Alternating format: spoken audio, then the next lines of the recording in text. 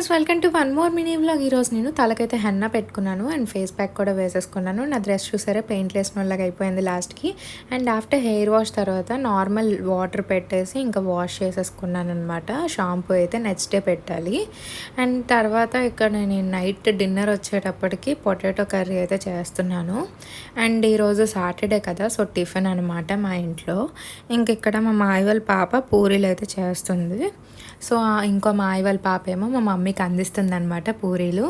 ఇంకొకళ్ళం కలిసి అందరూ ఐకమత్యంగా పనులు అయితే చేసుకున్నాం అనమాట. సో అందరూ హెల్పింగ్ నేచర్ ఒకరికొకరు చేసుకున్నాము. పూరీలు అయితే భలే పొంగాయి ఫ్రెండ్స్.